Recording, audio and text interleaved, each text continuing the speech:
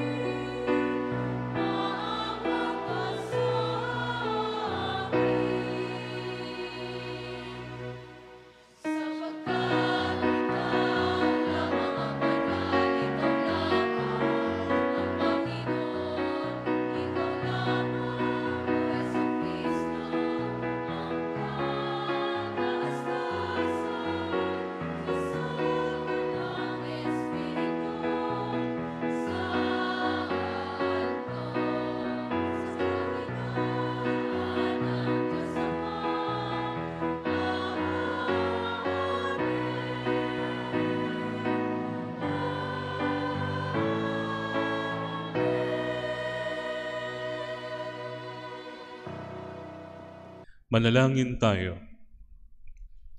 Ama naming makapangyarihan, ipagkaloob mong maitaguyod ang sanlibutan sa matiwasay na pag-iral ayon sa layunin mo para sa aming kapakanan, sa pagsamba sa iyo ng may panatag na kalooban, sa pamamagitan ni Hesukristo kasama ng Espiritu Santo, magpasawalang hanggan. Amen.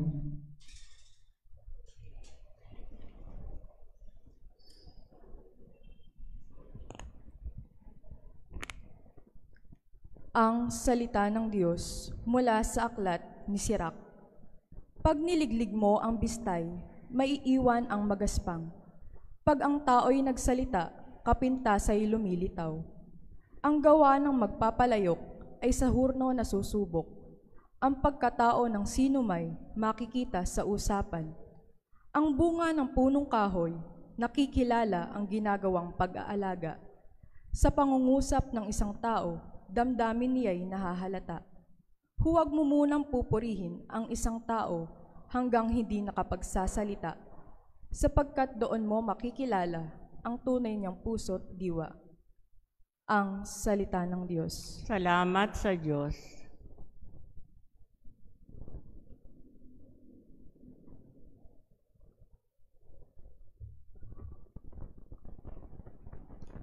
Totoong kalugod-lugod ang magpasalamat sa Diyos. Totoong kalugod-lugod ang magpasalamat sa Diyos. Ang magpasalamat sa Panginoon Diyos ay mabuting bagay. Umawit na lagi, purihin ang ngalang kataas-taasan. Pag-ibig niya'y wagas ay dapat ihayag. Kumbukang liwayway pagsapit ng gabi. Ang katapatan niya'y ihayag din naman. Totoong kalugod-lugod ang magpasalamat sa Diyos. Katulad ng palma, ang taong matuwid tatatag ang buhay. Para mga sedro, kahoy sa Libano, lalagong mainam. Parang punong kahoy na doon natanim sa tahanan ng Diyos. Sa banal na templo, ito ay lalago na nakalulugod. Totoong kalugod-lugod ang magpasalamat sa Diyos. Tuloy ang pagbunga, kahit na ang punong ito ay tumanda. Lunti ay matatag, at ang dahon nito ay laging sariwa. Ito'y patotoo na ang Panginooy tunay na matuwid. Siya kong sanggalang, matatag na batong walang bahid dungis. Totoong kalugod-lugod ang magpasalamat sa Diyos.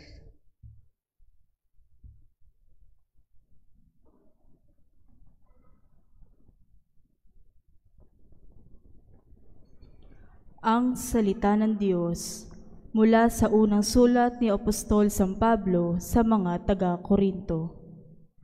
Mga kapatid, kapag napalitan na ng walang pagkabulok ang nabubulok at napalitan na ng walang kamatayan ang namamatay, matutupad ang nasasaad sa kasulatan. Nalupig na ang kamatayan, ganap na ang tagumpay. Nasaan o kamatayan ng iyong tagumpay? Nasaan o kamatayan ang iyong kamandag? Ang kamandag ng kamatayan ay ang kasalanan, at ang lakas ng kasalanan ay nagmumula sa kautusan. Magpasalamat tayo sa Diyos na nagbibigay sa atin ng tagumpay sa pamamagitan ng ating Panginoong Hesukristo.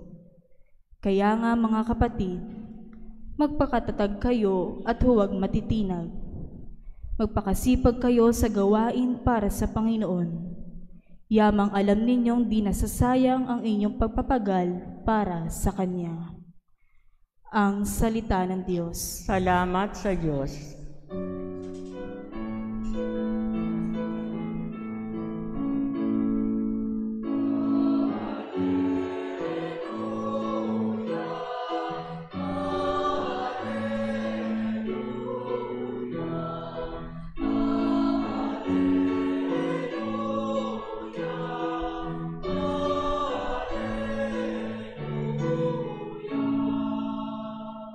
Sa daigdig ay laganap, liwanag na sumisikat, salitang buhay ng lahat.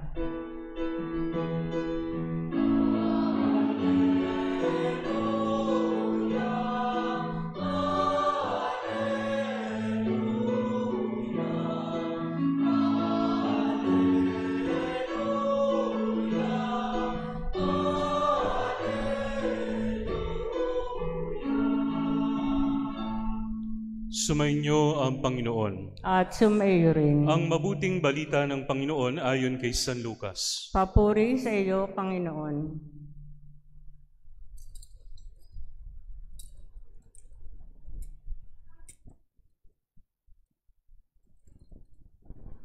Noong panahong iyon, tinanong ni Jesus ang mga alagad ng patalinhaga, Maaari bang maging taga-akay ng bulag ang isa ring bulag? Kapwa sila mahuhulog sa hukay kapag ginawa ang gayon. Walang alagad na higit sa kanyang guro, ngunit kapag lubusang naturuan, siya'y magiging katulad ng kanyang guro. Ang tinitingnan mo yung puwing ng iyong kapatid, ngunit hindi mo pinapansin ang tahilan sa iyong mata. Paano mo masasabi sa iyong kapatid, "Kapatid, bayaan mong alisin ko ang iyong puwing," gayong hindi mo nakikita ang tahilang nasa iyong mata? Mapagpaimbabaw, alisin mo muna ang tahilan sa iyong mata at makakikita ka ng mabuti, sa gayon maaalis mo ang puwing ng iyong kapatid. Walang mabuting punong kahoy ang namumunga ng masama, at walang masamang punong kahoy ang namumunga ng mabuti. Nakikilala ang bawat punong kahoy sa pamamagitan ng kanyang bunga, sapagkat hindi nakapipitas ng igos sa puno ng aroma, at di rin nakapipitas ng ubas sa puno ng dawag. Ang mabuting tao ay nakapagdudulot ng mabuti, sapagkat tigib ng kabutihan ang kanyang puso. Ang masamang tao ay nakapagdudulot ng masama, sapagkat puno ng kasamaan ang kanyang puso. Sapagkat kung ano ang bukang bibig, siyang laman ng dibdib. Ang mabuting balita ng Panginoon. Pinupuri ka namin, Panginoong Hesukristo. Sa ngalan ng Ama, ng Anak, at ng Espiritu Santo. Amen. Mga kapatid, tayo po ay nasa 8 linggo sa kananiwang panahon at nababaan na aga na po natin ang Kwaresma. Nakikita na natin ang kulay violet. At mga kapatid, tamang-tama po ang ating mga pagbasa bilang paghahanda sa panahong ito, sapagat ang tagubilin sa atin ng Panginoon, tingnan mo muna ang iyong sarili, saka ka magtama ng iba. Hindi ibig sabihin na hayaan mo lang sila sa ginagawa nila.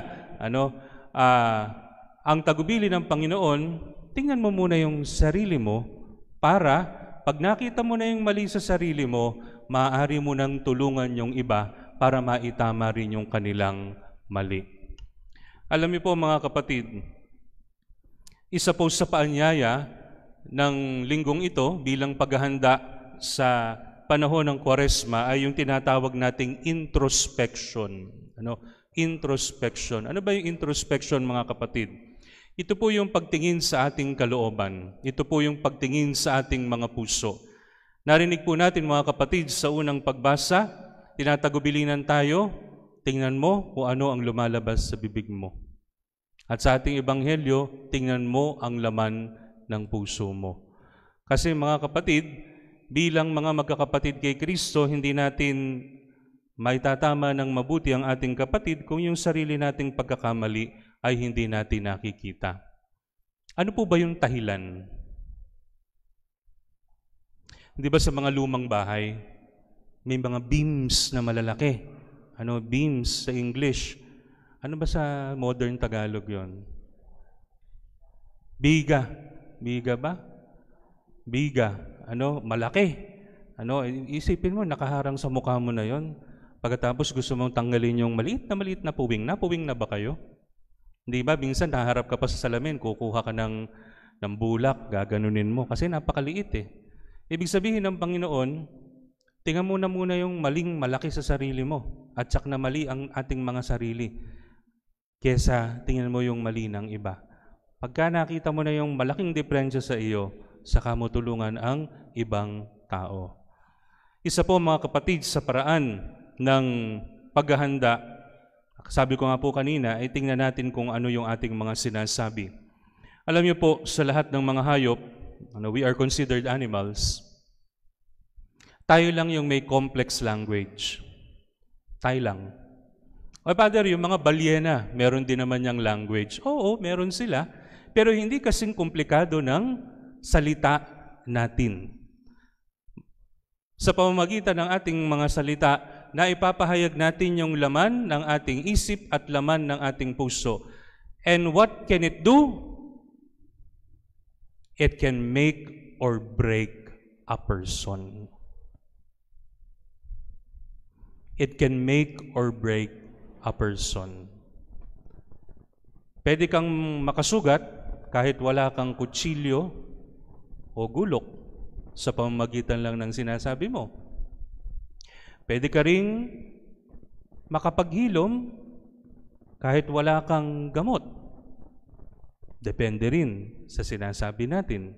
Kaya napakaganda ng tagubilin ni St. James sa ating lahat, mga kapatid. Kapag binasa niya yung kanyang sulat, sabi niya, ang atin daw pong mga bibig, ating pong dila ay makapangyarihan sapagkat ito po ay nakapagbibigay ng papuri sa Diyos. But at the same time, ito rin po ay nakapagsasalita ng hindi maganda at nakapananakit ng iba. Minsan po, mga kapatid, this is an anecdote of a disciple of Buddha. Tayo po yung mga Katoliko, pero babanggitin ko po yung anecdote na ito. Ito yung maikling kwento. Lumapit daw po kay Buddha ang isang disciple niya at sinabi niya, Buddha, nakapagsalita po ako ng hindi maganda sa aking kapwa. Paano ba ako makakabawi? Si Buddha, ganun lang. Pagkatapos, sabi sa kanya, kumuha ka ng unan. Unan. So, nung pagkakuha niya ng unan, ang sabi sa kanya ni Buddha, buksan mo, luray-lurayin mo. Pagkatapos, ihagis mo sa hangin yung mga natanggal mong bulak. Lilipad na ng hangin yung mga bulak. Pagkatapos, ang sabi ni Buddha, ang gawin mo ngayon, pulutin mo isa-isa. Sige, pulot-pulot siya. Pagkatapos, nagreklamo siya, bumalik siya kay Buddha. Ang sabi niya, hindi ko mapupulot po lahat yan. Napakarami, nakarating na sa ibang lugar yung mga ibang bulak. Ang sabi niya, ganyan din ang epekto ng masama nating sinasabi sa ibang tao. Pag nagsalita ka na, you can never make up for it. Kasi gumulong na at nagpasa-pasa na yung sinabi mo. Kaya always be careful of we must always be careful of what we say. We must always be careful of our remarks. Mga kapatid, lahat tayo nagkasala. Lahat, including as priests. Ang sabi po ni St. Paul, all have sinned and fall short of the grace of God. Lahat tayo. Kaya po itong panawagan na ito sa atin, mga kapatid, it's another form of fasting. Fasting of speech. As fasting of speech. Hindi lahat ang lahat ba ng totoo sasabihin natin? Sige nga. Pag ba totoo, sasabihin mo na agad. Tama ba yun? Hindi. Nako, wala na namang sumasagot. Masasama na naman yung mga tingin nyo sa akin. Pagka tama ba, sasabihin na natin outrightly? Hindi sa lahat ng pagkakataon. Hindi. Totoo naman sinabi ko. Hindi. Kasi mga kapatid, tayo po ay gawa sa laman. Tayo po ay may emosyon. At ang katotohanan ay matalim. So ano po ang payo sa atin ng mga santo? Bantuan mo ng pag-ibig. Truth must be diluted with charity. Ano ba yung banto? Halimbawa, sinabi ko, si brother na yan, may banto yan . Pagka ganung konteksto ginamit ko, may banto, may saltik, may karga, may ligwak. Yun ang banto doon sa konteksto na yon. Ibig sabihin, may halo yung isip mo. Yung banto na sinasabi ko, sasamahan mo ng concern at lambing at uunti-untiin mo yung sasabihin mong totoo sa iyong kapatid para siya'y maitama. Kasi kapag sinabi mo yan ng dire-diretso, para mong binaksakan ng bulldozer yan. Brother, ang baho-baho mo naman, maligo ka. Sasabihin mo ba yun? Maglagay ka nga ng deodorant at maasim ka. Hindi mo naman sasabihin diretso yun. Bigyan mo ng deodorant. Sabihin mo, mabango yan. Ganun.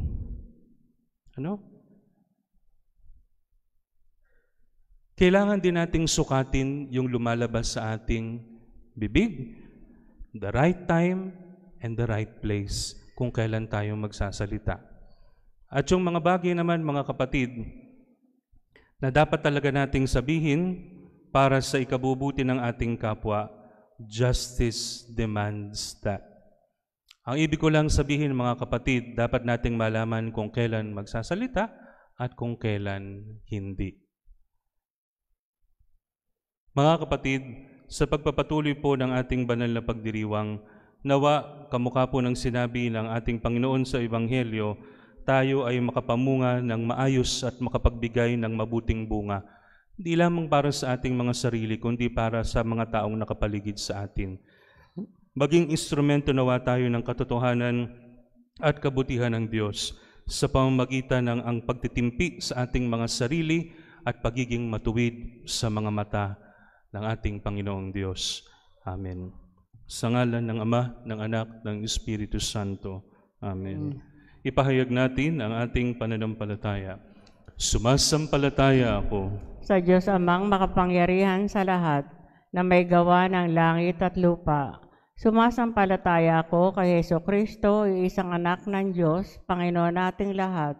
Nagkatawan tao siya, lalang ng Espiritu Santo, ipinanganak ni Santa Maria Birhen, pinagpakasakit ni Poncio Pilato, ipinako sa krus, namatay inilibing, danaog sa kinaroonan ng mga yumao, nang may 3 araw na buhay na maumli, umakyat sa langit, naluklok sa kanan ng Diyos Amang makapangyarihan sa lahat. Doon magmumulang paririto at hukom sa nangabubuhay at nangamatay na tao. Sumasampalataya naman ako sa Diyos Espiritu Santo, sa banal na simbahang katolika, sa kasamahan ng mga banal, sa kapatawaran ng mga kasalanan, sa pagkabuhay ng manguli ng amatay na tao, at sa buhay na walang hanggan. Amen. Mga kapatid, ipahayag natin ang kahilingang nasa ating dibdib sa Amang mapagmahal. Ang atin pong itutugon, Panginoon, kami iyong dinggin. Panginoon, kami iyong dinggin. Maging mabuting tagaakay nawa ang simbahan sa landas ng kaligtasan. Manalangin tayo sa Panginoon. Panginoon, kami iyong dinggin. Maging mapagmalasakit nawa sa sambayanan ang mga nasa pamahalaan. Manalangin tayo sa Panginoon. Panginoon, kami iyong dinggin. Maging maingat nawa sa paghusga ang mga nasa maayos na pamumuhay. Manalangin tayo sa Panginoon. Panginoon, kami iyong dinggin. Ang mga may sakit, naway hindi sila mawala ng pag-asa na makamit ang pagpapagaling ng ating Panginoon. Manalangin tayo sa Panginoon. Panginoon, kami iyong dinggin. Ang mga pumanaw, naway tumanggap ng habag sa harap ng luklukang hukuman ng Diyos. Manalangin tayo sa Panginoon. Panginoon, kami iyong dinggin. Amang makapangyarihan, padaluyin mo sa amin ang iyong kabutihan sa pamamagitan ni Jesukristong aming Panginoon, magpasawalang hanggan. Amen.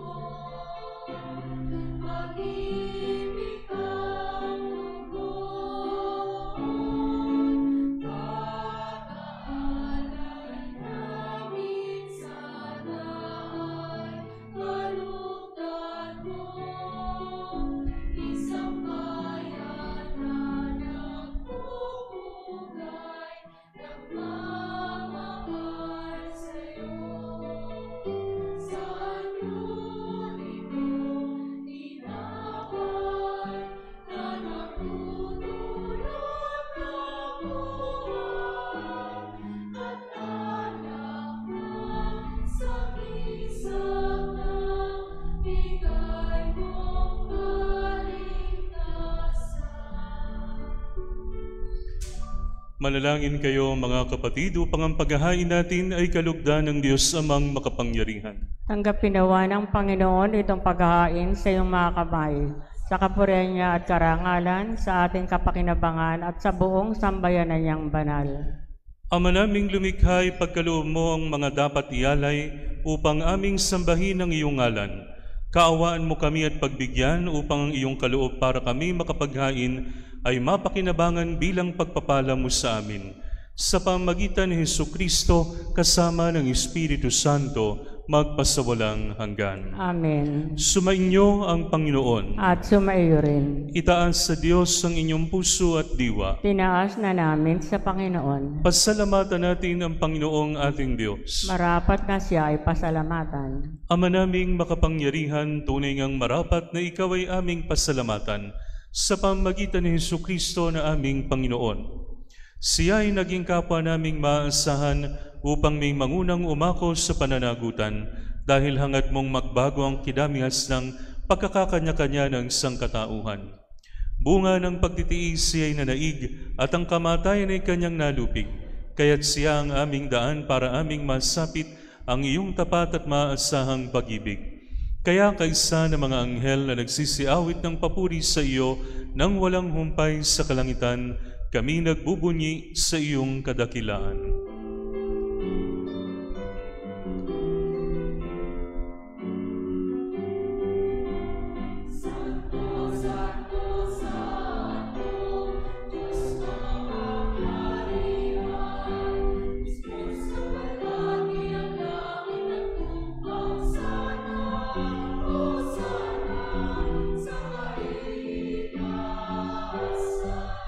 Pinagpalang narito sa ngalan ng Panginoon. Hosana, Hosana sa kaitaasan. Hosana, Hosana sa kaitaasan.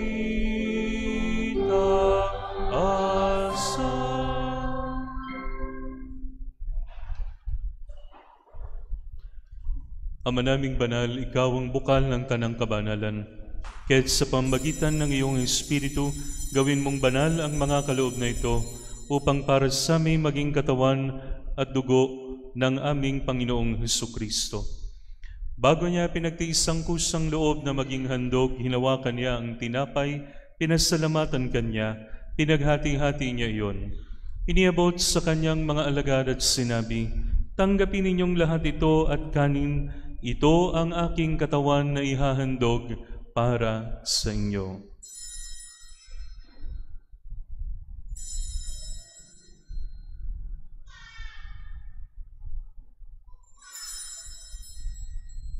Gayun din naman nung matapos ang hapunan, hinawakan niya ang kalis, muli kanyang pinasalamatan, iniabot niya ang kalis sa kanyang mga alagad at sinabi, "Tanggapin ninyong lahat ito at inumin.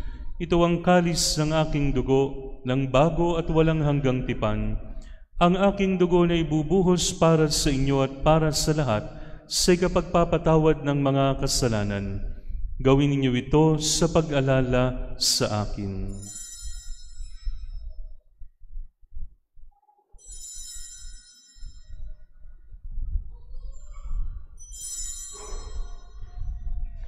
Ipagbunyi natin ang misteryo ng pananampalataya.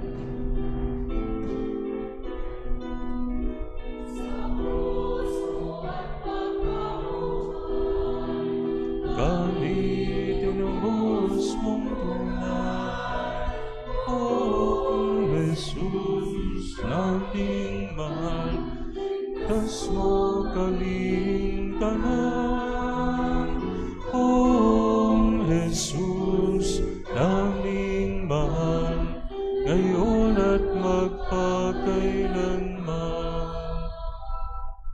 Ama, ginagawa namin ngayon ang pag-alala sa pagkamatay at muling pagkabuhay ng iyong anak, kaya tiniaalay namin sa iyo ang tinapay na nagbibigay buhay at ang kalis na nagkakaloob ng kaligtasan.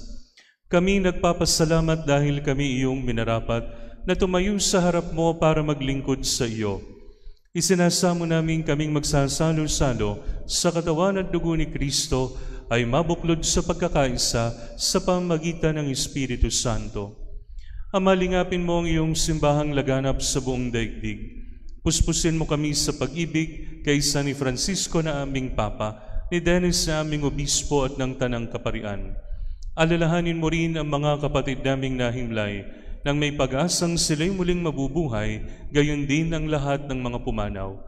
Kaawaan mo sila at patuloyin sa iyong kaliwanagan.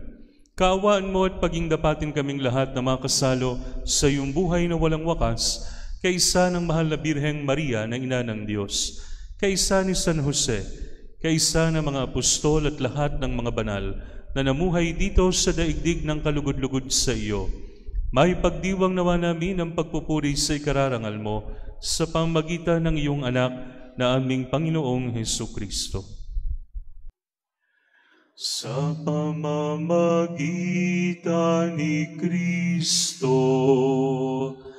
kasama niya at sa Kanya,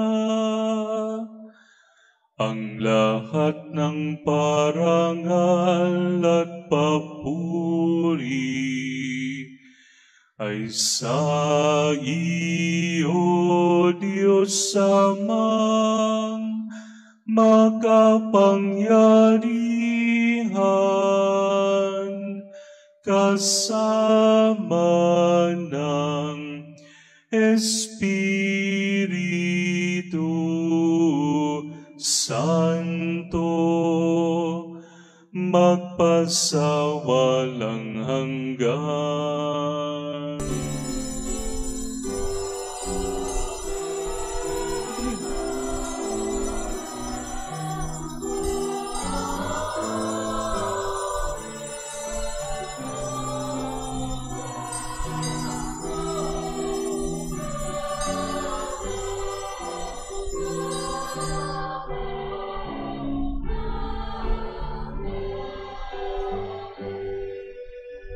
Sa tagubili ng mga nakagagaling na utos sa turo ni Jesus sa Panginoon natin at Diyos, ipahayag natin ng lakas loob. Ama namin, sumasalangit ka, sambahin ang ngalan mo,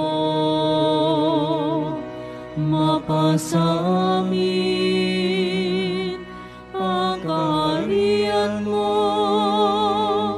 sundin ang loob mo dito sa lupa para nang sa langit. Bigyan mo kami ngayon ang aming kakanin sa araw-araw, at patawarin mo kami sa aming mga sala para ng pagpapatawad namin sa nagkakasala sa amin, at huwag mo kaming ipahintulot sa tukso, at iadya mo kami sa lahat ng masama. Nihiling namin kami iadya sa lahat ng masama, pagkalooban ng kapayapaan araw-araw, iligtas sa kasalanan at ilayo sa lahat ng kapahamakan, samantalang aming pinananabikan ang dakilang araw ng pagpapahayag ng tagapagligtas naming si Jesucristo.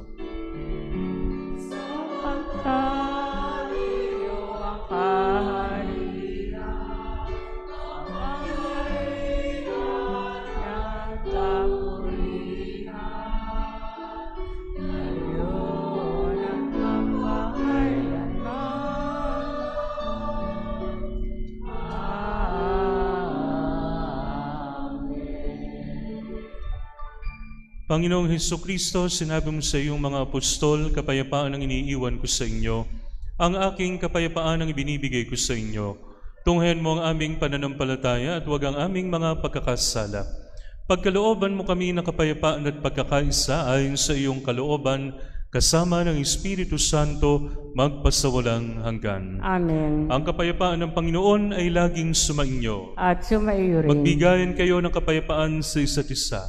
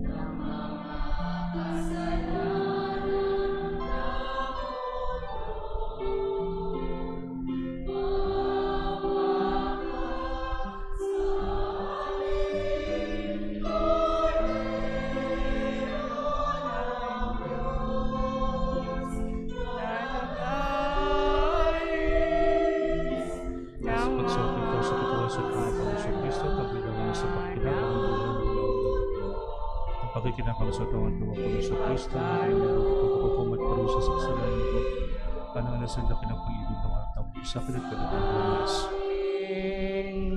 Ang kapayapaan.